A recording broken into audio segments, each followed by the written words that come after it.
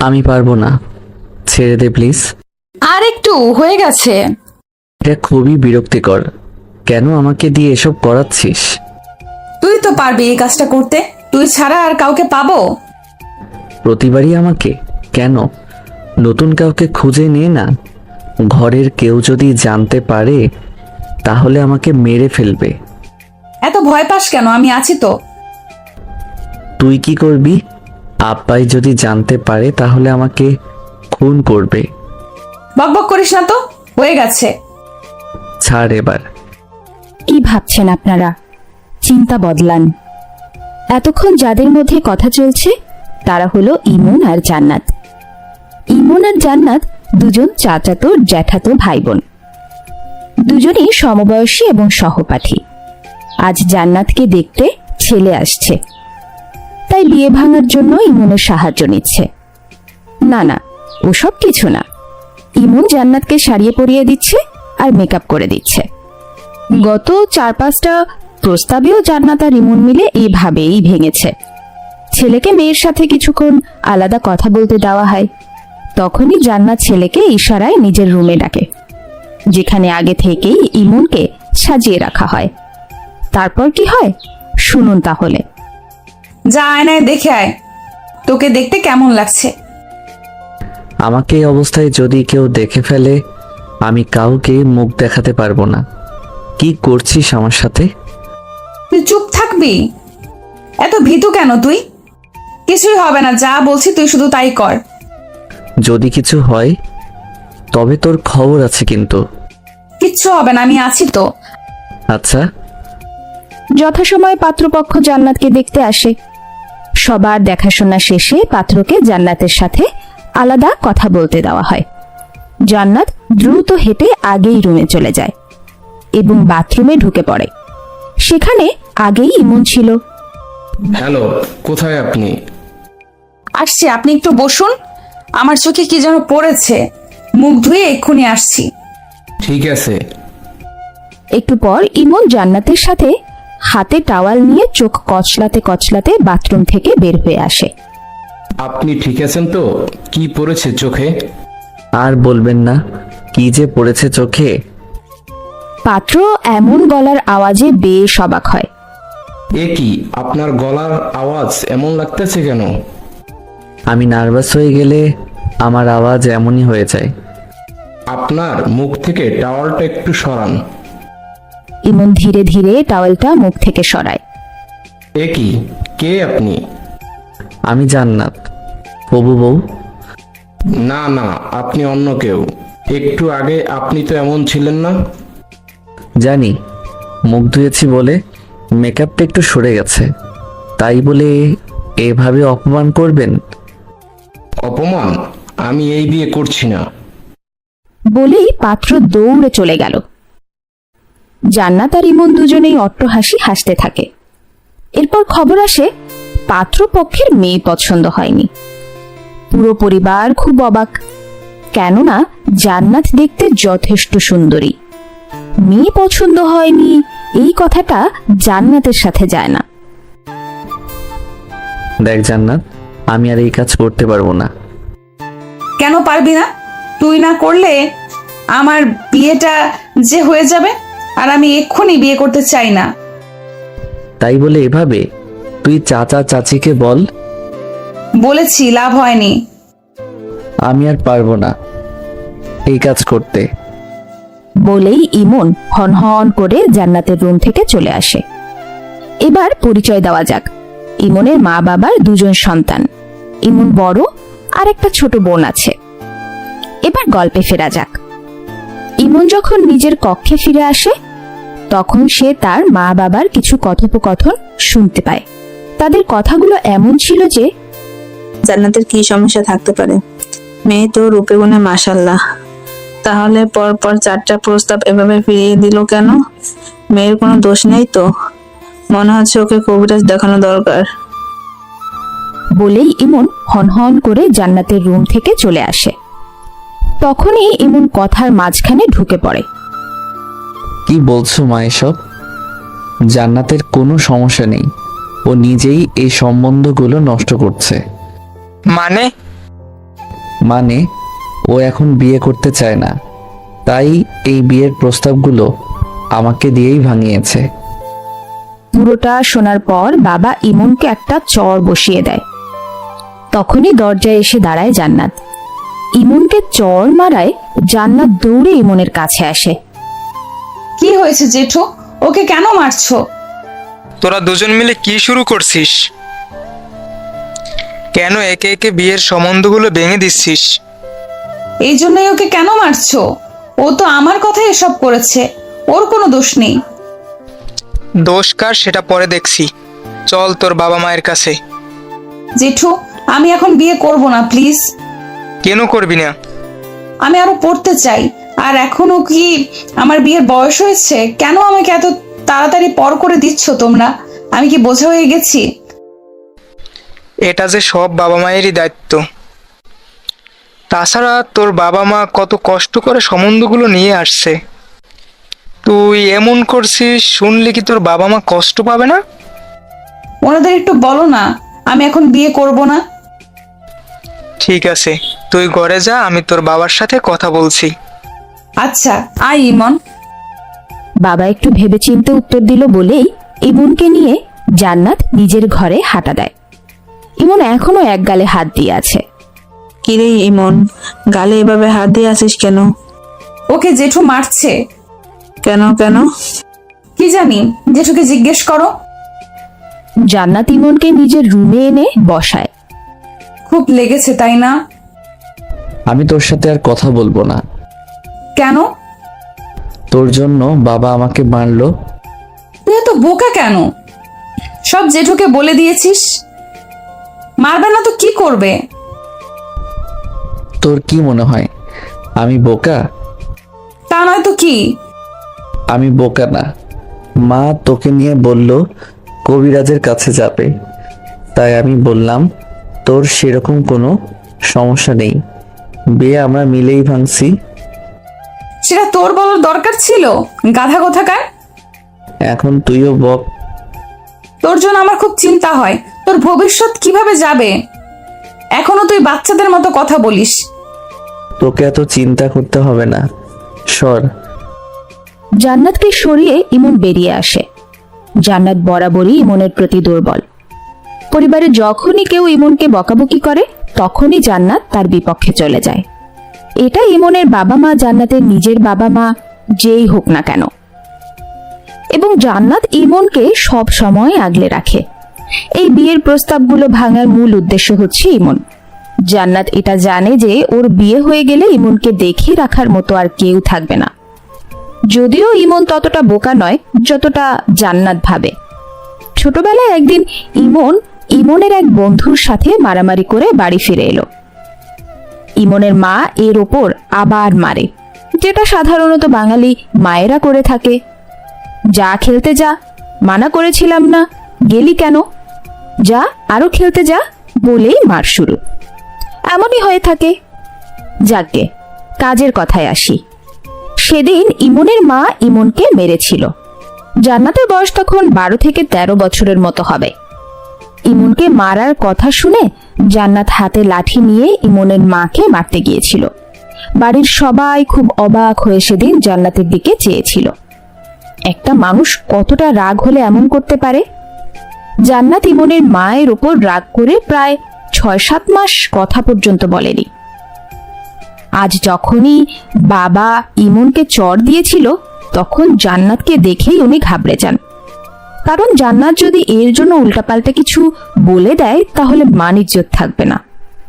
এ বাড়ির কেউ জান্নাতের সামনে ইমনকে মারা তো দূরের কথা, বকতে পর্যন্ত পারে না।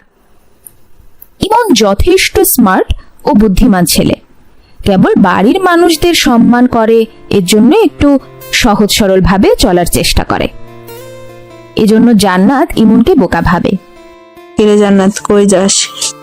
ইমনকে খাবার দিতে। কেন, কি হয়েছে? আজ জেঠু ওকে মেরেছে। তুমি তো জানোই ওর কি রাগ। আমি শিওর ও এখনো কিছু খায়নি। এত রাতে তোকে ও ঘরে যেতে হবে না। কেন? গেলে কি হবে? এত বুঝতে হবে না, যা ঘরে যা। একদম না, আগে ওকে খাবার দিয়ে আসি, এরপর। জান্নাত, বেয়াদবি করিস না, ঘরে যা। কে শোনে কার কথা, জান্নাত সোজা ইমনের ঘরে চলে আসে। হাতে ওগুলো কি রে জান্নাত? ইমন রাতে খেয়েছে জেঠিমা? না, রাগ করে দরজা লাগিয়ে রাখছে। আমি জানি তো এমন হবে, তাই খাবার নিয়ে আসছি। এদিকে আয় মা। বলো। তুই ওর থেকে কিছুদিন দূরে থাক। কদিন পর তোর বিয়ে হয়ে গেলে তখন কি করবি? মানুষ অভ্যাসের দাস। কি বলছো জেঠিমা, দূরে থাকবো? তোমরা তো ওর খেয়াল রাখতে পারোই না, আবার আমাকে নিষেধ করছো। তোর বিয়ে হয়ে গেলে তখন কি করবি? আমি তো বিয়েই করব না। কেন? আমার ইচ্ছে তাই। তুই বারবার এই ঘরে আসিস, তোর মা বকে না? একটু আগেও তো এখানেই আসতে নিষেধ করছে। তাহলে আসলি কেন? তোমার ছেলের জন্য। আমি জানি ও খায়নি, শুধু শুধু আমার জন্য ও মার খেয়েছে। কারণটা যদি আমি না হতাম তাহলে জেঠুর আজ খবর আসছিল। জেঠুকে কেউ এভাবে বলে? ওকে মারলে এভাবেই বলবো। ওকে এখনো ছোট যে তুই ওকে নিয়ে এত ভাবিস? আমার তো তাই মনে হয়। পাগলি একটা, যা খাবার দিয়ে আয়। আচ্ছা। জান্নাত কয়েকবার দরজা ধাক্কানোর পর ইমন দরজা খোলে। কেন এসেছিস? গরুর মাংস ভুনা করে নিয়ে এসেছি, খাবি না? চুপ করে আছি। খাবি নাকি নিয়ে যাব? আমার কিন্তু ক্ষুধা নেই, খাওয়ার ইচ্ছাও নেই, কিন্তু তুই এত করে জোর করছিস, না খেলে তো রাগ করবি। দে। না না, আমি রাগ করব না। তোর ইচ্ছা না করলে খাওয়া লাগবে না, আমি নিয়ে যাচ্ছি। ইমন চুপ করে আছে। হুমা, আমি গেলাম। ইমন টান দিয়ে হাতের বাটিটা রেখে দিল। তুই যা, বাটি থাক। খাবি যখন এত ন্যাকামো করছিস কেন? ঠিক আছে, এই নে, খাবো না। আবার রাগ দেখাচ্ছিস, একটা দিব কিন্তু। দে। জান্নাত আলতো করে ইমনের কপালে একটা পাপড়ি দিয়ে দেয়। এটা কি হলো? কিছু না, খেয়ে নে, আমি গেলাম। বলেই জান্নাত দ্রুত ইমনের রুম থেকে ত্যাগ করে। এমনটা রোজ হয়। প্রথমে ব্যাপারটা নিয়ে কেউ মাথা ঘামাতো না, কিন্তু এখন সবাই মাথা ঘামায়। কারণ ছেলে মেয়ে বড় হয়েছে, বিপরীত আকর্ষণ থাকতেই পারে। দুজনকে দুজনের থেকে যতটা দূরে রাখা যায় তাদের জন্য ততটাই মঙ্গল। ইমনকে যতবারই দূরে পাঠানোর চিন্তা ভাবনা করা হতো, ততবারই জান্নাত বাড়ির সবার সাথে ভয়ঙ্কর ব্যবহার করত। তাই ইমনকে কেউ আর দূরে কোথাও পাঠায়নি। জান্নাতের এসব পাগলামি ইমন খুব উপভোগ করত। এর মধ্যেই ইমনের বাবা ইমনকে একটা চাকরিতে জয়েন করিয়ে দেয়, যার জন্য জান্নাত আর ইমনের মধ্যে কিছুটা দূরত্ব তৈরি হয়। রাতে যখন ইমন ঘরে ফেরে তখন দেখি জান্নাত ইমনের রুমে বসে আছে। তারপর দুজন অনেকক্ষণ গল্প করত। কেউ এসে বিরক্ত করতে পারত না, কারণ সবাই জানে জান্নাত কেমন। এভাবেই দিনগুলো চলতে থাকে। হঠাৎ একদিন কোনো নোটিশ ছাড়াই ইমনকে অন্য জায়গায় বদলি করা হয়। জান্নাতের মাথায় যেন আকাশ ভেঙে পড়ে। জান্নাত সরাসরি ইমনকে এসে বলে যেন চাকরিটা ছেড়ে দেয়, কিন্তু ইমন বাবার অমতে যেতে পারেনি। স্বইচ্ছায় চলে যায় বদলি স্থানে। খালার বাসা থেকে কর্মস্থল কাছাকাছি হওয়ায় ইমন সরাসরি খালার বাসায় ওঠে। ইমন আসার আগে জান্নাত একটা শর্ত দিয়েছিল, প্রতি সপ্তাহে বাড়িতে আসতে হবে, তা না হলে জান্নাত নিজেই চলে আসবে। সবচেয়ে বড় সমস্যাটা হলো ইমনের খালার বাড়িতে ওঠা। ইমনের একটা খালাতো বোন আছে, নাম অনি, যাকে জান্নাত দু চোখে দেখতে পারে না। অনি এ বাড়িতে বেড়াতে আসলে সারাক্ষণ ইমনের সাথে লেপ্টে থাকতো, যা জান্নাতের একদম পছন্দ ছিল না। কিন্তু ইমন এখন গিয়ে সেই বাড়িতেই উঠেছে। রাগে জান্নাতের শরীর গিজগিজ করছে। রাতে জান্নাত ইমনকে ফোন দেয়। পৌঁছাতে কোনো সমস্যা হয়নি তো? না না, কোনো সমস্যা হয়নি। কি কি বলছি সব মনে আছে তো?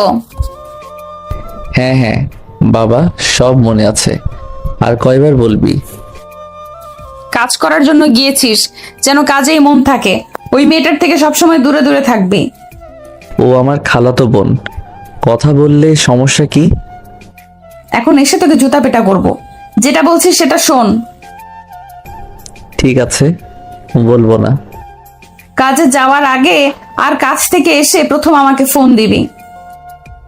আচ্ছা এখন খেয়ে দে, ঘুমিয়ে পড়। আচ্ছা, তুইও খেয়ে নে। কিছু সময় চুপ থাকার পর ইমন, বল। আমাকে কি মিস করছিস? সকালেই তো তোকে দেখে আসলাম। কেন জানি তোকে খুব মিস করছি রে। তুই একটা পাগল, ঘুমিয়ে যা। কেন আমাকে দূরে রেখে চলে গেলি? 1 সপ্তাহ পর আসবো তো, কেন এমন করছিস? কেন আমাকে দূরে রেখে গেলি? জানি না, আমার কান্না চলে আসছে। জান্নাত, কাঁদবি না, কাঁদলে আর ফোন দেব না। আমি আর কাঁদবো না। লক্ষ্মী মেয়ের মতো খেয়ে ঘুমিয়ে পড়। তুই কেন আমাকে মিস করছিস না? আবার শুরু করলি? আমাকে মিস কর না। মিস করলে কি হবে তোর? আমি তো তোকে মিস করি। আচ্ছা বাবা, তোকেও আমি খুব মিস করছি। হয়েছে? মন থেকে তো বলিসনি, তবুও হয়েছে। এবার ঘুমা, আন্টি খেতে ডাকছে। আচ্ছা যা। ভালো থাকিস। তুইও। আমি তো নেই, তাই এবার নিজের খেয়াল রাখাটা শেখ। আচ্ছা, শিখে নিব। বাই। জান্নাত, খেতে আয়। খাবো না। কেন? আমি জেঠিমার কাছে যাচ্ছি। বলেই জান্নাত ইমনের মায়ের কাছে চলে যায়। কিরে জান্নাত, ঘুমাসনি? তোমার ছেলে কি আমাকে ঘুমাতে দিছে? কি করছো? কেন ওকে দূরে পাঠিয়ে দিলে? ও জানো না, ওর সাথে কথা না বললে আমি থাকতে পারি না। পাগলি মেয়ে একটা, বস এখানে। আমার কিচ্ছু ভালো লাগছে না। কেন? ইমনকে ফিরিয়ে আনো। দেখ মা, ওর সামনে পুরো ভবিষ্যৎ পড়ে আছে। তুই তো জানিস ও কেমন মানুষ। আমাদের থেকে দূরে থেকে নিজেকে বুঝতে শিখুক, বাহিরের দুনিয়াটা কেমন তা জানুক। সারা জীবন কি বাবা মায়ের আঁচলের নিচে থাকবে? তাই বলে দূরে কেন? বাবাও তো বাড়িতে থেকে কাজ করে, জেঠুও। তাহলে ও কেন দূরে? তুই কি চাস না ও নিজের ভবিষ্যৎটা গড়ে তুলুক? হ্যাঁ, চাই তো। তাহলে ওকে সেটা করতে দে। আচ্ছা, আর তুমি মাকে বলে দিবা আমাকে যেন আর বিয়ের কথা না বলে। শুনলাম 2 দিন পর নাকি কে যেন আমাকে দেখতে আসবে। যদি মান সম্মান ঠিক রাখতে চায় তাহলে এক্ষুনি মা আর বাবাকে বলে দাও। দেখ জান্নাত, তুই একটা মেয়ে, মেয়েরা খুব কমন মনের হয়, আর মেয়েদের এত রাগ দেখানোটা ঠিক না। তোমাকে বলার ছিল, বলে দিয়েছি। আমার মনটাও কোমল, এবং তা শুধু ইমনের জন্যই। বলেই জান্নাত হন হন করে নিজের রুমে চলে যায়। ইমনের মা বেশ চিন্তায় পড়ে যায়, কারণ সবাই জানে জান্নাতের ইমনকে নিয়ে কতটা অধিকার সূচক। সে ইমনের জন্য যা তা করে ফেলতে পারে। রাতে ইমনের মা বাবা দুজন ব্যাপারটা নিয়ে আলোচনা করে। শুনছেন? হ্যাঁ। জান্নাতের আচার আচরণ তো আমার কাছে ভালো মনে হচ্ছে না। কেন, কি করেছে ও? আজ আমাকে বললো যদি কেউ ওর বিয়ের প্রস্তাব নিয়ে আসে তাহলে নাকি ও মান সম্মানের আঘাত করবে। এমন কেন করলো? কেন আবার? আপনার ছেলের জন্য। মেয়েটি ভীষণ রাগী। এই মেয়েটা ইমনের জন্য যা কিছু করতে পারে।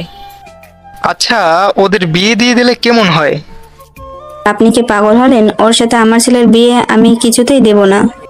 আচ্ছা, তোমার কি মনে হয় জান্নাত ইমনের বিয়ে অন্য কোথাও হতে দেবে? ছোটবেলা থেকে দেখেছি সব সময় জান্নাত ইমনকে প্রোটেক্ট করে রাখতো, সব সময় ওর সাথেই থাকতো। তুমি মা হয়েও ইমনকে শাসন করতে পারো না শুধু ওর জন্য। এই মেয়ে কি এত সহজেই তোমার ছেলেকে ছেড়ে দিবে? এত কিছু বুঝি না। আমার ছেলের বিয়ে আমি জান্নাতের সাথে দেব না। এ নিয়ে আর ভেবো না। আজ প্রায় 2 দিন যাবৎ জান্নাত খাওয়া দাওয়া বন্ধ করে দিয়েছে। কাউকে বলছে না না খাওয়ার কারণটা কি। ডাক্তার এসেও বলল শারীরিক কোনো সমস্যা নেই। ইমনের মা ঠিকই আন্দাজ করে নিয়েছে কেন খাচ্ছে না। 3 দিনের দিন জান্নাত ভীষণ অসুস্থ হয়ে পড়ে। ডাক্তার এসে স্যালাইন দিয়ে যায়। রাতে ইমন ফোন দিলে জান্নাতের মা ফোন তোলে। হ্যালো জান্নাত। কেমন আছিস ইমন? আমি ভালো আছি চাচি, তোমরা কেমন আছো? আমরা তো ভালো আছি, কিন্তু জান্নাত খুব অসুস্থ। কি হয়েছে ওর? কি বলছো এসব? ও তো আমাকে কিছুই বললো না। আমি এক্ষুনি আসছি, আমি আসতেছি। বলেই ইমন ফোনটা কেটে দেয়। প্রায় 3 ঘন্টা পর ইমন বাড়ি এসে পৌঁছায়। এসে সোজা জান্নাতের কাছে।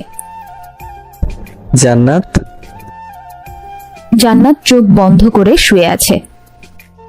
জান্নাত, চোখ মেলে দেখে ইমন সামনে বসে আছে। এক লাফে উঠে ইমনকে জড়িয়ে ধরে। কি করছিস? ছাড়, এক্ষুনি চাচি চলে আসবে। কেন তুই আমাকে ছেড়ে চলে গেলি? আমি তোকে না দেখে একদম থাকতে পারছি না।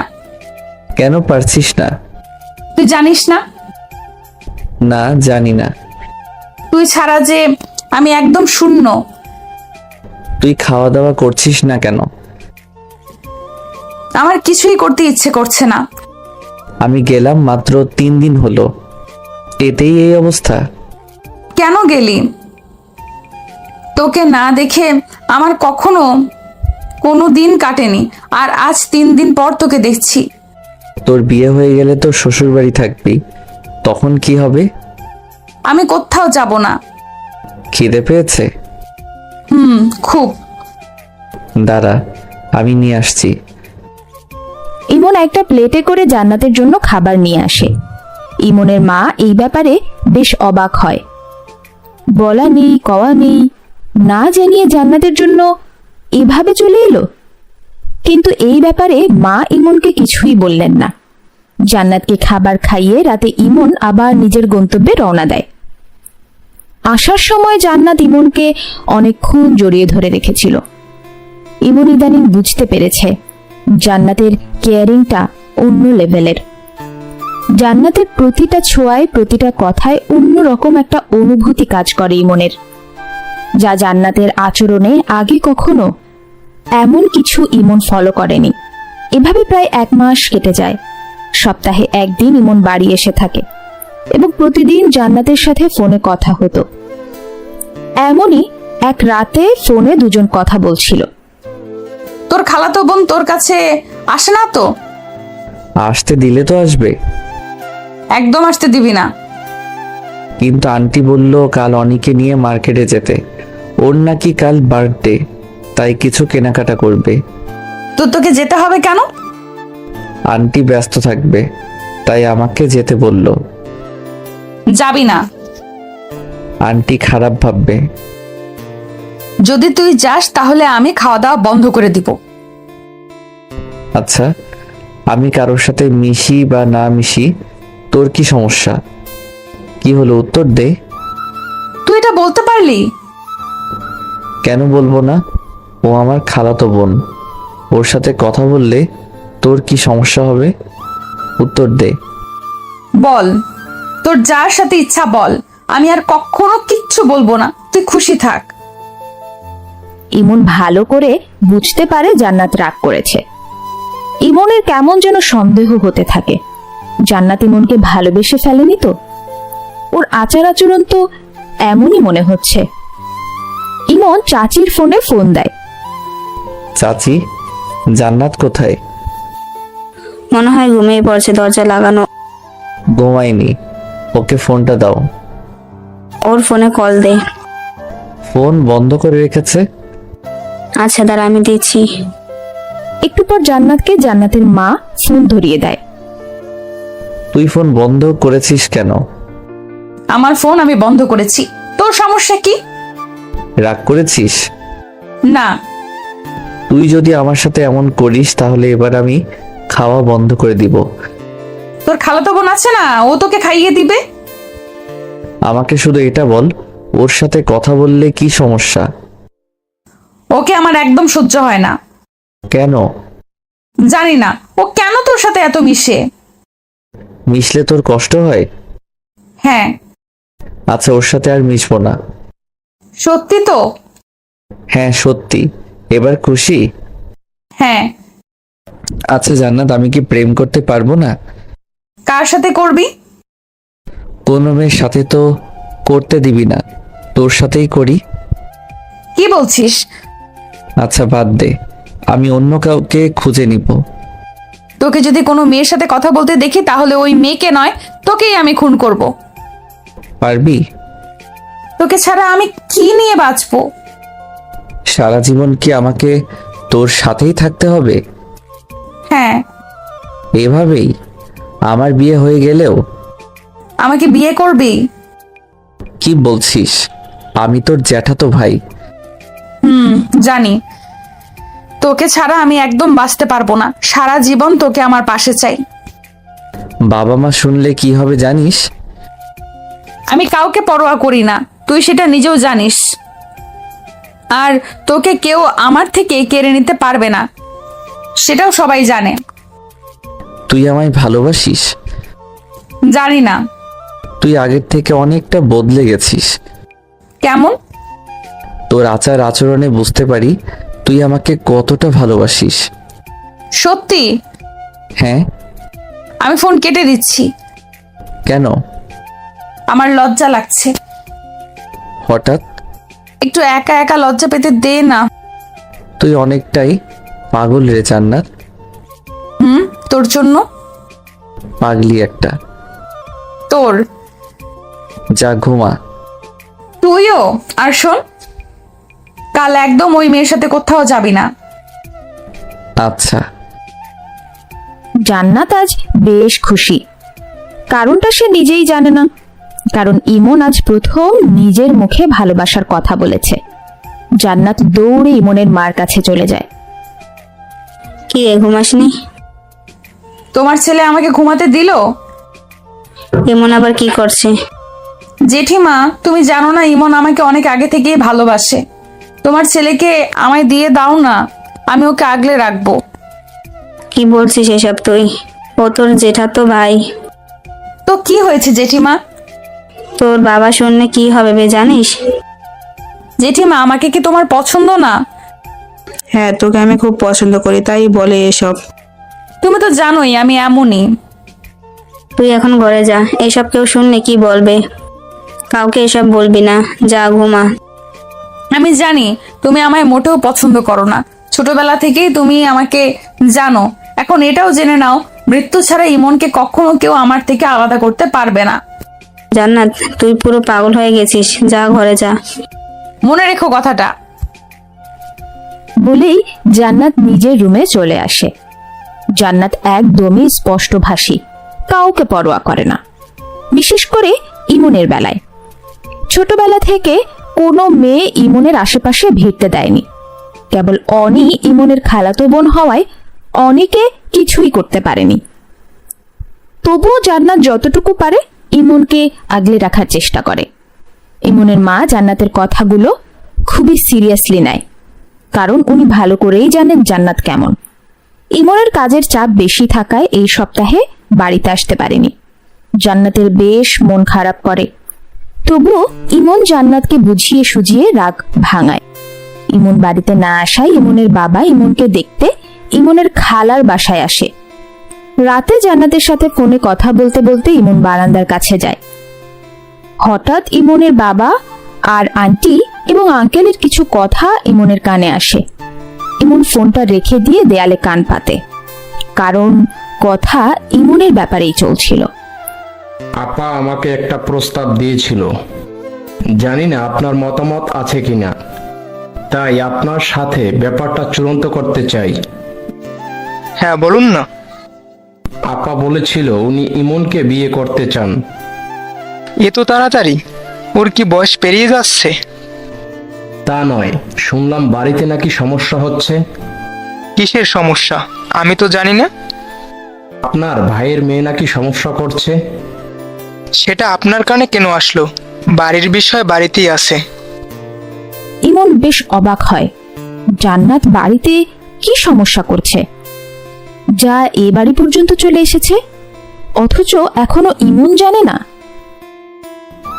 না ভাই সাহেব, ওরকম কিছু বলছি না। আসলে আপা আমাকে ইমনের জন্য আমার মেয়ে অনিকে চেয়েছিল।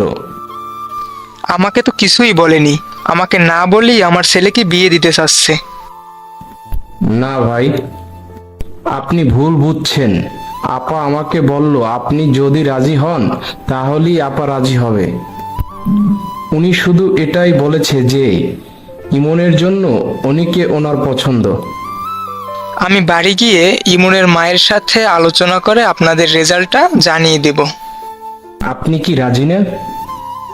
আপনি বুঝতে পারছেন না বিষয়টা? এই একটা ডিসিশন পুরো 3টা পরিবার তছনছ করে দিবে। মানে বুঝলাম না। আমি মনে মনে আমার ভাইয়ের মেয়ে জান্নাতকে ইমনের জন্য ঠিক করে রেখেছি। ও, আগে বলবেন তো, উনিকে আপনার ছেলের জন্য পছন্দ না? তা না ভাই, জান্নাতকে আমার ঘরের বউ করে তোলার কারণ আছে। মেয়েটা অসম্ভব রকম ভালো একটা মেয়ে, কোনো দিক দিয়ে জান্নাতের কমতি নেই। তবে ওর একটাই দুর্বলতা, সেটা হলো ইমন। ইমনের কিছু হলে জান্নাত আর নিজের মধ্যে থাকে না। তখন আমি নিজেও জান্নাতকে ভয় পাই। জান্নাত যদি জানতে পারে ইমনকে অনির সাথে বিয়ে দেওয়া হচ্ছে, তাহলে ও অনির অনেক বড় ক্ষতি করে ফেলবে। এজন্য আমি চাই না এই সম্পর্কটা আর আগে বাড়ুক। ঠিক আছে ভাই সাহেব, আপনার ছেলের জন্য যেটা ভালো হয় সেইটাই করুন। ধন্যবাদ ভাই আমাকে বোঝার জন্য। ইমন বেশ মনোযোগ সহকারে কথাগুলো শোনে এবং এটা বুঝতে পারে যে জান্নাত ইমনকে কতটা ভালোবাসে আর বিষয়টা বাবাও জানে। তাহলে তো জান্নাত আর ইমনের মাঝে আর কোনো বাধাই নেই। ইমন বেশ খুশি হয়। জান্নাত, তোকে একটা কথা জিজ্ঞেস করি? আগে বল, ফোনটা কাটলি কেন? বলছি তো, আগে আমি কি বলি শোন। হ্যাঁ বল।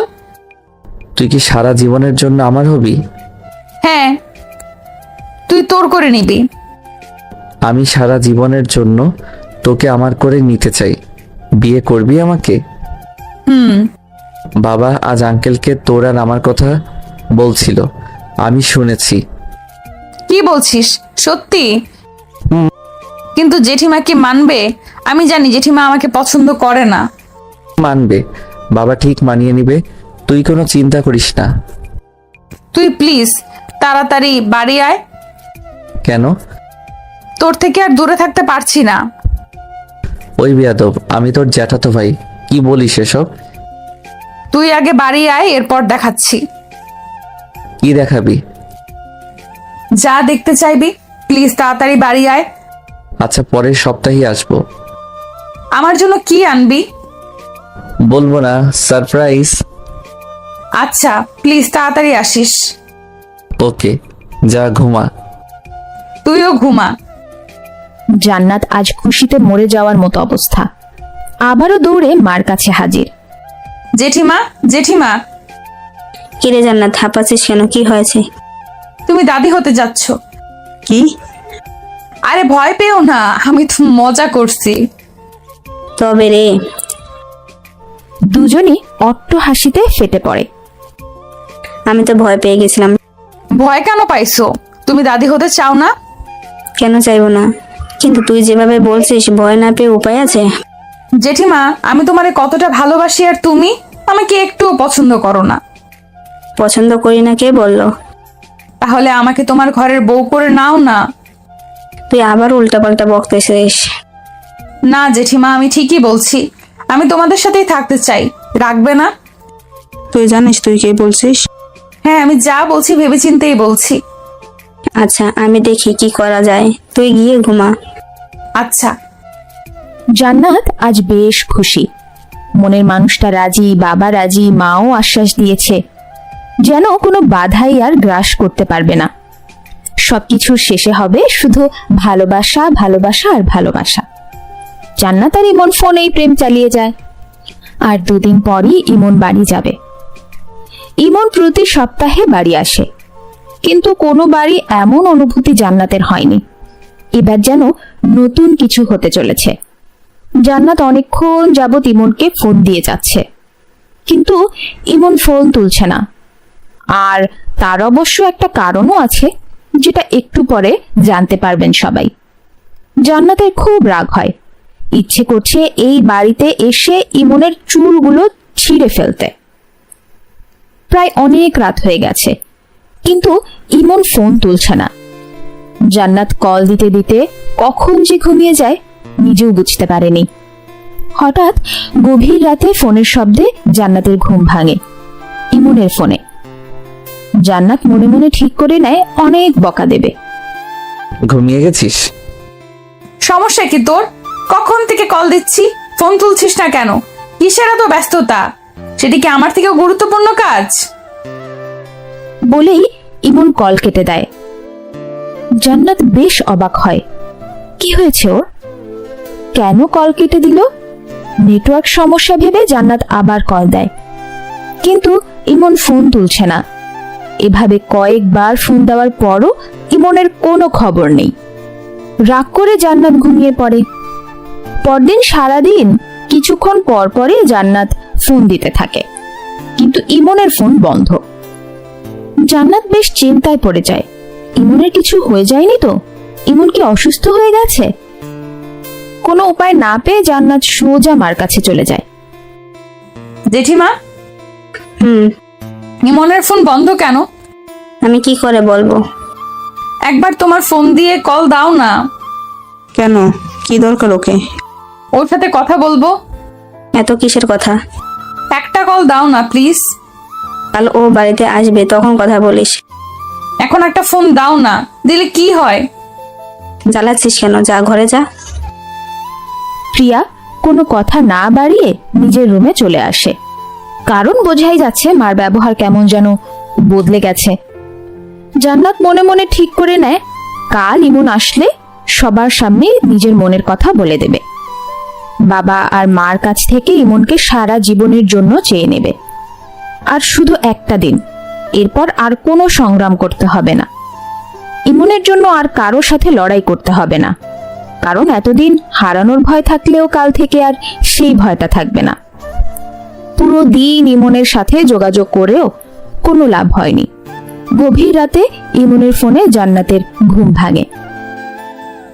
কি ভাবিস কি নিজেকে? কেন কষ্ট দিচ্ছিস? সারা দিনে একবারও ফোন দিসনি, ফোন বন্ধ কেন থাকে?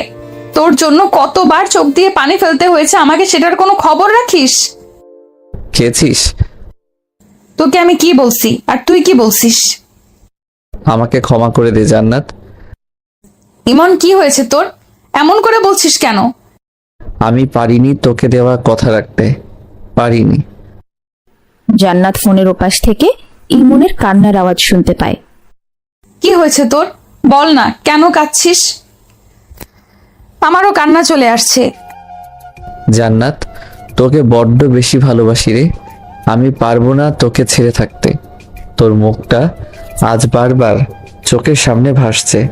পারলে আমাকে ক্ষমা করে দিস, আর কখনো এই মুখ তোকে দেখাবো না। এই ইমন, কি হয়েছে তোর? কেন এসব বলছিস? তুই বাড়ি আয় প্লিজ। ভালো থাকিস, বাবা মায়ের খেয়াল রাখিস, পারলে আমাকে ভুলে যাস। জান্নাতের মাথা যেন ঘুরছে, কি হচ্ছে এসব? ইমন কি কোনো ভুল পদক্ষেপ নিতে যাচ্ছে? না, কিছুতেই এটা হতে দেওয়া যাবে না। জান্নাত দৌড়ে মার কাছে যায়। পুরো বাড়ির একটা মানুষও জেগে নেই, সবাই ঘুমোচ্ছে। জান্নাত দরজায় টোকা দিলে মা বেরিয়ে আসে। জান্নাত, তুই এত রাতে হাঁপাচ্ছিস কেন? ইমনের অনেক বিপদ, অনেক বড় বিপদ, ওকে বাঁচাতে হবে। বাঁচাতে হবে? কি হয়েছে? আমাকে ফোন করেছিল, বলল আর কখনো কাউকে এই মুখ দেখাবে না, যেন ওকে ভুলে যাই। কি করেছি মনে? আমি জানি না, ও বাড়িতে চলো। এত রাতে কিভাবে? এখন গাড়ি কোথায় পাবো? দাঁড়া, আমি ফোন দিয়ে দেখি। ইমনের মা ওই বাড়িতে ফোন দেয়। বোন, দেখ তো আমার ছেলেটা কোথায়। কেন আপু, কি হয়েছে? আগে ওকে দেখ। আচ্ছা আন্টি ইমনের জানালা দিয়ে উকি দেয়। আপু, ও মনে হয় কাজ করছে, টেবিলে বসে কি যেন লেখালেখি করছে। সব ঠিক আছে তো? হ্যাঁ ঠিক আছে। কেন, কিছু হয়েছে? না, কিছু হয়নি। এখন রাখি, কাল কথা বলবো। আচ্ছা। ফোনটা রেখেই মা জান্নাতকে জোরে একটা ধমক দেয়। শান্তিতে থাকতে দিবি না নাকি? জেঠিমা, আমি সত্যি বলছি, ইমন ঠিক নেই। ওই বাড়িতে চলো প্লিজ। যা, ঘরে যা, একদম জ্বালাবি না আর। প্লিজ জেঠিমা, চলো। জান্নাত ওখানেই কেঁদে দেয়। অনেক অনুরোধ করার পরও ইমনের মাকে রাজি করাতে পারেনি। শোনো জেঠিমা, যদি ইমনের কিছু হয় সব শেষ করে দেব। তুই তো অনেক বেয়াদব হয়ে গেছিস রে প্রিয়া। ওর জন্য আমি সব করতে পারি, যদি ইমনের কিছু হয়ে যায় আমি কাউকেই ছাড়বো না, কথাটা মনে রেখো। বলেই জান্নাত হন হন করে নিজের ঘরে চলে যায়। মা ওই বাড়িতে আবার ফোন দেয়। বোন, আমার ছেলে ঠিক আছে তো? আপু ঠিক আছে। কি করছিস তুই? এমন প্ল্যান করেছি যে কাজ হয়ে গেছে, তবে প্ল্যানটা অনেক খারাপ ছিল, এই জন্য নিজের কাছেও খারাপ লাগছে। তবুও যা হয়েছে ভালো হয়েছে। তুই ইমনের দেখে নজর রাখ, ও যদি কোনো কাণ্ড করে বসে শেষে সব শেষ। ওকে আপাতত একা থাকতে দে, কাল বাড়ি আসলে সব ঠিক হয়ে যাবে। ঠিক আছে আপু, তুমি কোনো চিন্তা করো না। আচ্ছা।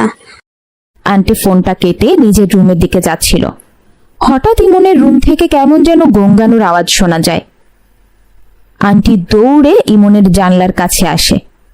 ভেতরে তাকিয়ে দেখে ইমন অনির মুখ চেপে ধরে আছে, আর অনি গঙ্গাচ্ছে। এমন ভাবে অনির মুখ চেপে ধরেছে যে অনির নিঃশ্বাস নেওয়াটাই কষ্টসাধ্য। ইমনের রুম থেকে কেমন যেন গঙ্গানোর আওয়াজ শোনা যায়। আন্টি ভেতরে এই অবস্থা দেখে চিৎকার শুরু করে, কিন্তু ইমনের সেদিকে কোনো খেয়ালই নেই। আন্টির চিৎকার শুনে আঙ্কেলও দৌড়ে আসে। দুজন জানালার সামনে দাঁড়িয়ে ইমনকে ডাকতে থাকে, কিন্তু কোনো কাজ হচ্ছে না। ইমন অনিকে দেয়ালের দিকে জোরে একটা ধাক্কা দেয়। দেয়ালের সাথে মাথায় আঘাত লেগে অনি ওখানেই অজ্ঞান হয়ে যায়। কপাল ফেটে রক্ত পড়তে থাকে। সেদিকেও ইমনের কোনো খেয়াল নেই। টেবিলের ওপর রাখা ফল কাটার ছুরিটা হাতে নিয়ে নিজের পেটেই ছুরিটা ঢুকিয়ে দেয় ইমন। কোনো উপায় না পেয়ে আঙ্কেল দরজাটা ভাঙতে বাধ্য হন। ইমন দেয়ালের সাথে হেলান দিয়ে বসে আছে। সেদিকেও ইমনের কোনো খেয়াল নেই। এমন মনে হচ্ছে যেন ইমন নিজেই জানে না কি হচ্ছে। হ্যালো আপু, হ্যাঁ বল। যত তাড়াতাড়ি পারো হাসপাতালে চলে আসো। কেন? ইমন আর অনি দুজনেই হাসপাতালে ভর্তি। কি কি হয়েছে আমার ছেলের? মা খুব ভয় পেয়ে যায়। জান্নাত কি তাহলে ঠিক বলেছিল? কেন তখন জান্নাতের কথা বিশ্বাস করলো না? জান্নাত যদি এখন এটা জানতে পারে তাহলে পুরো বাড়িতে এখন হাঙ্গামা শুরু করবে। জান্নাতকে কিছু না জানিয়েই মা হাসপাতালে চলে আসে। বোন, কি হয়েছিল? তুমি কল কেটে দেওয়ার পর আমার কানে একটা গোঙানোর শব্দ আছে। ইমনের রুমের সামনে গিয়ে দেখি এই অবস্থা। এই সামান্য একটা ব্যাপার নিয়ে কেন ও নিজেকে শেষ করতে চাচ্ছিল আমার মাথায় আসছে না। কি করছিস তোরা ওর সাথে? তুমি বলেছিলে যেভাবেই হোক অনির সাথে যেন ওর বিয়ে হয় সেই ব্যবস্থা করতে। হ্যাঁ বলেছিলাম, কিন্তু তুই কি করেছিস? ওকে ইমোশনালি ব্ল্যাকমেল করেছি। মানে? তুমি তো জানোই তোমার আর আমার গলার আওয়াজ অনেকটাই মিল, তাই কিছু কথা রেকর্ড করে ইমনকে শুনিয়েছি। কি রেকর্ড করেছিলি? অনেক কিছুই বলেছি। এটাও বলেছি যে ছোটবেলায় আমি তোর বিয়ে অনির সাথে দিব বলে ওর বাবা মাকে কথা দিয়েছি। কালকের মধ্যে অনিকে বিয়ে করে বাড়ি না আসলে তুই আমার মরা মুখ দেখবি। আর এটা ও শুনে রাখ, জান্নাতের সাথে আর কখনো কথা বলবি না। এমন আরো অনেক কিছু বলেছি, কিন্তু এসবের জন্য ইমন এত বড় কাণ্ড করে বসবে এটা আমি কখনো ভাবিনি। কি করেছিস তুই এটা? আমাকে ক্ষমা করে দাও আপু, আমি বুঝতে পারিনি। আমার জন্য আমার মেয়েটাও এখন শাস্তি পাচ্ছে। অনির জ্ঞান ফিরলেও ইমনের এখনো জ্ঞান ফেরেনি। প্রচুর রক্তক্ষরণের কারণে ইমনকে এবি নেগেটিভ রক্ত দেওয়ার প্রয়োজন পড়ে, কিন্তু প্রয়োজনের সময় কোথাও রক্ত পাওয়া যাচ্ছে না। হঠাৎ মায়ের মনে পড়ে জান্নাতের রক্তের গ্রুপ এবি নেগেটিভ, কিন্তু কিভাবে? মা জান্নাতকে ভালোভাবেই চেনেন। জান্নাত যদি জানতে পারে ইমনের এই অবস্থা, তাহলে এখানে এসে কি করবে তার কোনো গ্যারান্টি নেই। কিন্তু এই মুহূর্তে এসব চিন্তা করে কোনো লাভ নেই। যা হওয়ার হবে। এখন এখানে জান্নাতকে লাগবেই। হ্যালো। জান্নাত, হ্যাঁ জেঠিমা। তুই এখনই হাসপাতাল আসতে পারবি? কেন? আমি এখানে একটা কাজে এসেছি, একা তো, তুই আসলে ভালো হতো। আচ্ছা, আমি আধা ঘন্টার মধ্যেই আসছি। তাড়াতাড়ি আয়। জান্নাত খুব দ্রুত হাসপাতালে চলে যায়। যে করেই হোক ইমনের মার মন জয় করতেই হবে। হাসপাতালে পৌঁছে মাকে ফোন দেয়। কোথায় তুমি? আমি চলে এসেছি। তুই সোজা রিসেপশনের সামনে আয়। আচ্ছা। জান্নাত ওখানে পৌঁছেই মাকে দেখতে পায়। কি হয়েছে জেঠিমা, তুমি হাসপাতালে কেন? আমার পরিচিত এক বান্ধবী এখানে ভর্তি, ওকে দেখতে এসেছি। ও আচ্ছা, চলো। বাসায় যাবে না? জান্নাত, আমার একটা কথা রাখবি? বলো না জেঠিমা, তুমি বলেছো আর আমি শুনিনি, এমন কখনো হয়েছে? তবে তোমাকেও আজ আমার একটা অনুরোধ রাখতে হবে। আজ তোর সব কিছুই শুনবো। আচ্ছা বলো, কি করতে হবে আমাকে? একজনকে রক্ত দিতে হবে। কাকে? আমার সেই বান্ধবীকে। জান্নাত দ্বিতীয়বার না ভেবেই হ্যাঁ বলে দেয়, কারণ মার মন জয় করতে হবে, এটা যে খুব দরকার। চলো জেঠিমা, যাকে রক্ত দিলাম তাকে একবার দেখে আসি। এখন তোর অপারেশন চলছে, সুস্থ হলে আমরা একই সাথে দেখতে আসবো। আচ্ছা এবার বল, তোর কি অনুরোধ রাখতে হবে? চলো না একবার ইমনকে দেখে আসি। ওর জন্য আমার কেমন যেন লাগছে। কাল রাতে আমাকে বলেছিল ও আর কখনো আমাকে ওর মুখ দেখাবে না। আমার ওর জন্য খুব চিন্তা হচ্ছে। চলো না জেঠিমা। মারও চোখে পানি চলে আসে। জান্নাতকে কি করে এখন ইমনের কাছে নিয়ে যাবে? ও যে এখন জীবন মৃত্যুর সন্ধিক্ষণে। জান্নাত যদি এখন ইমনের ব্যাপারে এটা জানতে পারে, তাহলে কি হবে আল্লাহই ভালো জানে। এসব মার মনে ভাবছে। দেখ মা, ও বোধহয় তোর সাথে রাগ করেছে, এখন গেলে হয়তো রাগ দেখাতে পারে। কিছুদিন পর আমি নিজেই তোকে ওর সাথে দেখা করতে নিয়ে যাব। সত্যি বলছো? হ্যাঁ বাবা, সত্যি বলছি। জান্নাত খুশিতে হাসপাতালে সবার সামনে মাকে জড়িয়ে ধরে। তুই বাসায় চলে যা, আমি একটু পর আসবো। তোমার সাথে একসাথে যাই না। না না, তোর মা চিন্তা করবে, বাসায় চলে যা। চিন্তা করবে না। বললাম না বাসায় যেতে। জান্নাত বুঝতে পারে মা রেগে যাচ্ছে, তাই কথা না বাড়িয়ে সোজা বাড়ি চলে যায়। আপু আপু, হ্যাঁ বোন। আচ্ছা আমাকে এটা বল, উনি কেন ইমরানের রুমে গিয়েছিল? ইমন খাবার খেতে আসছিল না, অনেক রাত হয়ে যাওয়ার পরও খাবার খেতে আসেনি, তাই অনেকে নিয়ে খাবার পাঠিয়েছিলাম, এর মধ্যে এসব ঘটে গেল। সব আমার জন্যই হয়েছে। কাঁদছো কেন আপু? অন্যায় আমার ছিল, আমি বুঝতে পারিনি ইমন এমন করবে। ও জান্নাতকে চায়, এজন্যই হয়তো এমন করেছে। আল্লাহ, আমার ছেলেটাকে সুস্থ করে দাও। জান্নাত বাড়িতে এসে বারবার ইমনকে ফোন দেয়, কিন্তু কোনো কাজ হচ্ছে না। এভাবে 3-4 দিন কেটে যায়। জান্নাত যেন পুরো পাগল হয়ে গেছে। ছোটবেলা থেকে এমন কখনোই হয়নি যে জান্নাত ইমনের সাথে 3-4 দিন কথা বলেনি। এদিকে মা ছাড়া এই বাড়ির কেউই ইমনের এই দুর্ঘটনা সম্বন্ধে জানে না। জান্নাত প্রতিদিন মাকে বলে ইমনের সাথে দেখা করবে। মা পুরো ব্যাপারটা এড়িয়ে যায়, কারণ জান্নাতের কথা রাখা এই মুহূর্তে সম্ভব নয়। ইমনের অবস্থা এখন কিছুটা আশঙ্কামুক্ত। হুঁশ না থাকা অবস্থায় ইমন জান্নাতকে ডাকতে থাকে, কিন্তু এই মুহূর্তে জান্নাতকে ডাকা সম্ভব নয়। অনি এসে ইমনের পাশে বসে, বাকি সবাই কেবিনের বাইরে। ইমনের একটা হাত অনি নিজের হাতে নিয়ে বসে। মা কেবিনে প্রবেশ করে দেখে অনি ইমনের হাত ধরে বসে আছে। উনি হ্যাঁ খালামণি, কি করছিস? এই তো ইমন ভাইয়ের সাথে বসে আছি। বাড়ি চলে যা, অনেকদিন ধরেই তো এখানে আছিস। ওর জ্ঞান ফিরলে ফোন দেব, তখন আসিস।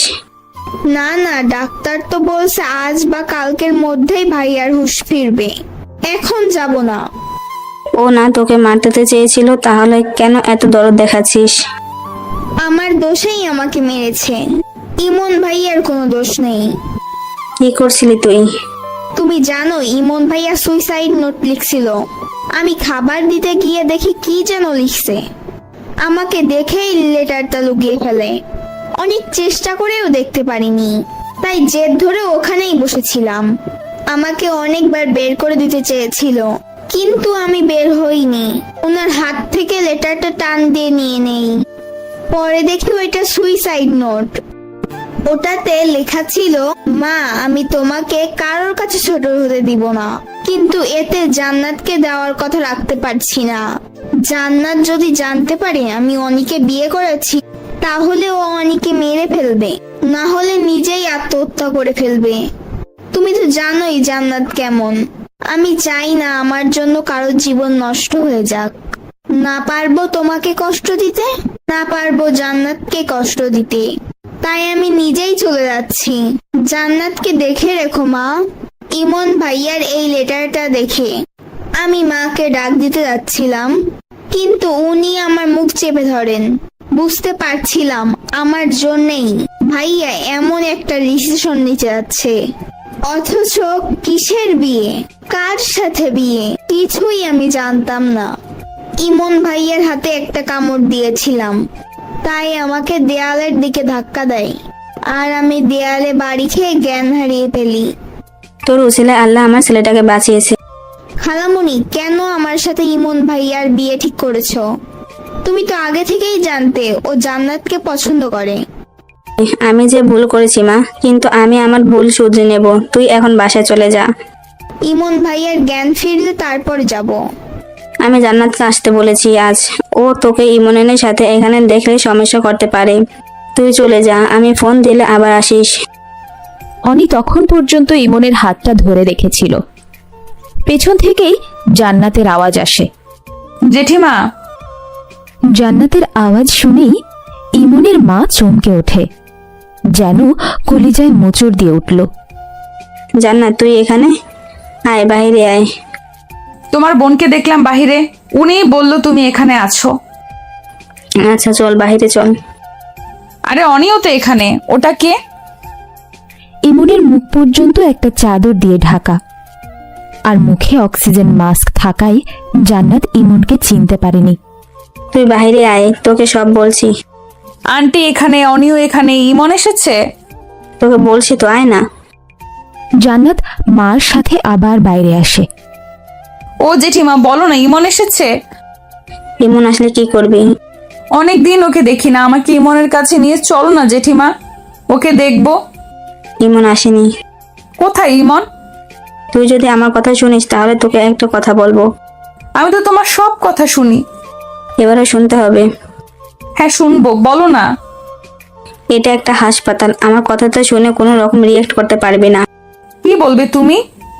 আগে আমাকে ছুঁয়ে কথা দে, একদম শান্ত থাকবি। ইমনের কিছু হয়ে যায়নি তো? তোকে কি বলছি আমি? হ্যাঁ আমি একদমই শান্ত থাকবো, কিচ্ছু বলবো না।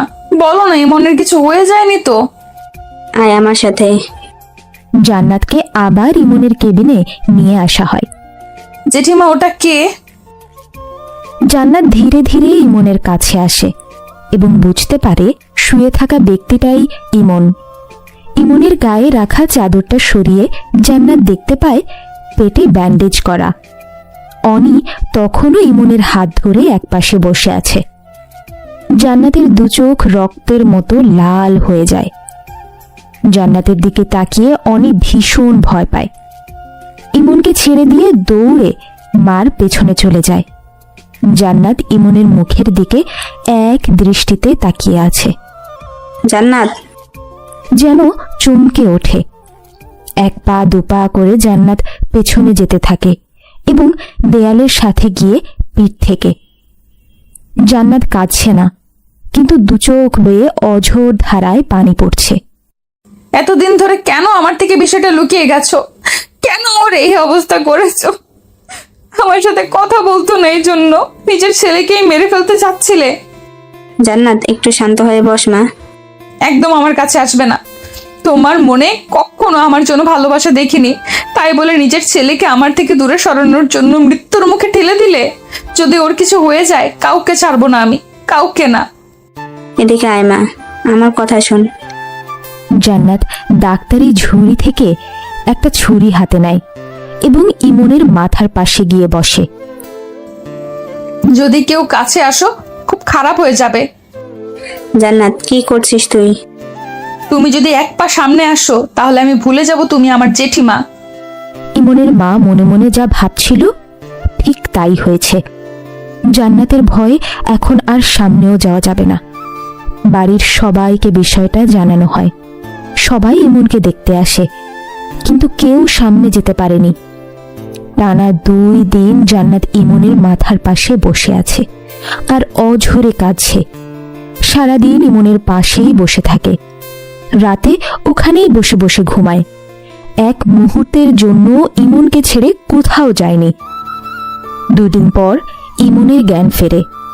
জান্নাত কেবিনের এক পাশে ইমনের হাত ধরে বসে আছে। এক দৃষ্টিতে ইমন জান্নাতের দিকে চেয়ে আছে। কেউ কোনো কথা বলছে না, কিন্তু দুজনের চোখেই পানি। ইমনের জ্ঞান ফিরেছে, এই খুশিতে কেউ কেবিনে প্রবেশ করতে পারেনি। কারণটা ছিল জান্নাত। তুমি আমাকে একা রেখে চলে যেতে চেয়েছিলে? একবারও ভাবলি না আমি কি নিয়ে বাঁচবো? কেন এমন করলি আমার সাথে? আমার থেকে মুক্তি পাওয়ার জন্য একবার বললেই পারতি, তোর থেকে অনেক দূরে চলে যেতাম। ইমনের হাত দুটো সামনের দিকে বাড়িয়ে জান্নাতকে বুকে টেনে নেয়। জান্নাতও গুটি মেরে ইমনের বুকে আশ্রয় নেয়। দুজন খুব কাঁদছে। দরজার সামনে দাঁড়িয়ে ইমনের মাও কাঁদছে। নিজের একটি ভুলের জন্য ছেলেকে আজ হারাতে বসেছিল। তুই আমাকে ভালোবাসিস? সারা জীবন আমার সাথে থাকবি? দরজার সামনে জান্নাতের বাবা দাঁড়িয়ে আছে। বাবা, ওকে নিয়ে আমাদের ঘরে যেতে দেবে? জান্নাতের এমন কথায় উনি বেশ অবাক হন। যেতেই পারে, সমস্যা কি? না, ও এখন থেকে আমাদের সাথেই থাকবে। কি বলছিস মা? ওর ঘরে রেখে আমাদের ঘরে কেন? তুমি যেতে দিবে? হ্যাঁ। ঠিক আছে, চল ইমন, তুই এখন থেকে আমাদের সাথেই থাকবি, আর তোকে ওই ঘরে থাকতে হবে না। কি বলছিস তুই? তুই আর একটা কথা বলবি তো তোকে। আচ্ছা চল। জান্নাত ইমনকে নিজের ঘরে নিয়ে আসে, কিন্তু কেউ কিছুই বলেনি, কারণ জান্নাত এখন প্রচণ্ড রেগে আছে। রাগ কমে গেলে সব আবার ঠিক হয়ে যাবে। দুই পরিবার ভালোভাবেই বুঝতে পারে দুজনের এখন বিয়ে দিয়ে দেওয়া উচিত, কারণ এরা দুজন দুজনকে ছাড়া কিছুতেই থাকতে পারবে না। ইমন পুরোপুরি সুস্থ হলেই ওদের বিয়ে দেওয়া হবে। জান্নাত সারাক্ষণ ইমনের সেবা যত্ন করে, সবকিছুর খেয়াল রাখে। কিছুতেই ইমনকে ওর নিজের ঘরে যেতে দেয় না। ইমন যেতে চাইলে বলে ওরা ইমন আর জান্নাতকে আলাদা করতে চায়, ইমন যাবে না ওই ঘরে। ইমন জান্নাতের এসব কর্মকাণ্ডে শুধু হাসে আর মনে মনে ভাবে কি আছে ইমনের মধ্যে, কেন ইমনের কিছু হলে জান্নাত নিজেকে ঠিক রাখতে পারে না, কেন মেয়েটা ইমনকে পাগলের মতো ভালোবাসে। ইমন জানে ইমনের কিছু হলে জান্নাত হয়তো মরেই যাবে। জান্নাতের মতো শান্তশিষ্ট মেয়ে ইমন কোথাও দেখেনি। খুবই নরম মনের মানুষ, কিন্তু ইমনের কিছু হলেই জান্নাত পুরো বদলে যায়। কেন এমন হয়? জান্নাত, বল। আমার একটা কথা রাখবি? তুই বললে জীবনটাও দিতে রাজি। কেন তুই এসব করছিস? কি করেছি? আমার বাবা মায়ের সাথে কেন এত বাজে ব্যবহার করছিস? তুই জানিস না সেদিন কি হয়েছিল? কি হয়েছিল? তুই আমাকে ফোন দিয়েছিলি, আমি দৌড়ে জেঠিমাকে সব বলেছি এক্ষুনি ওই বাড়িতে যেতে, তোকে বাঁচাতে হবে। কিন্তু জেঠিমা যায়নি, উল্টো আমাকে ধমক দিয়ে ঘরে পাঠিয়ে দিয়েছে। যদি আমি তোর খালার বাড়ি চিনতাম তাহলে সেই রাতেই আমি তোর কাছে চলে যেতাম। দেখ জান্নাত, মা এটা বিশ্বাস করেনি যে তার ছেলে এমন কিছু করতে পারে, তাই সে রাতে যায়নি। এত কিছু আমি বুঝি না, ওনার কারণেই তোর আজ এই অবস্থা হয়েছে। যাই হোক, উনি আমার মা, আমি নিজের ঘরে যাব। না, তোকে আমি যেতে দিব না। কেন এমন করছিস? তোর জন্য কি আমি আমার বাবা মায়ের সাথেও কথা বলতে পারবো না? কথা বল, কিন্তু তুই এখানেই থাকবি। না, আমি এখনই ঘরে যাব এবং নিজের ঘরেই থাকবো। তুই আমার কথা শুনবি না? তুই কি পাগল হয়ে গেছিস? হ্যাঁ, আমি পাগল হয়ে গেছি, তোর জন্য আমি পাগল হয়ে গেছি। জান্নাত, কেন এমন করছিস? কে আমার ভালো চাইবে আর কে আমার খারাপ চাইবে সেটা বোঝার বয়স আমার হয়েছে। হোক, তবুও তুই যাবি না। আমি যা বলি তা শোন। কেন? আমি কি কখনো নিজের সিদ্ধান্ত নিজে নিতে পারবো না? পারবি, কিন্তু এখন না। তুই কি আমাকে নিজের বশে করে রাখতে চাস? তোর কি তাই মনে হয়? হ্যাঁ, তুই আমার মাকে যা নয় তা বলেছিস, আমার আন্টিকে বলেছিস। আমি চুপচাপ শুধু শুনে গেছি। তোর এই অবস্থার জন্য ওরাই দায়ী। তাতে তোর কি? আমার মাকে ভালো মন্দ বলার তুই কে? তোর মায়ের সাথে আমি এমন ব্যবহার করলে তোর ভালো লাগবে? কেন এসব বলছিস? তুই কি আর আমাকে সহ্য করতে পারছিস না? তোর ব্যবহার আমার সহ্য হচ্ছে না। মুক্তি দে আমায় তোর এই ব্যবহার থেকে। নিজের ঘরে যেতে দে। ঠিক আছে, যা। যাওয়ার আগে তোর থেকে একটা কথা শুনতে চাই। কি? তুই কি সত্যি আমাকে ভালোবাসিস? কি মনে হচ্ছে তোর? থাক, বলা লাগবে না, তুই যেতে পারিস। তুই না বললেও যাব। যদি নিজের জেদ থেকে বেরিয়ে আসতে পারিস তবেই আমার সাথে কথা বলতে আসবি, তার আগে না। জান্নাত কোনো জবাব না দিয়ে ঘর দিয়ে বেরিয়ে পুকুর ঘাটে গিয়ে বসে আর দু চোখ দিয়ে অঝরে পানি ফেলছে। একটু পরে জান্নাতের মা সেখানে উপস্থিত হয়।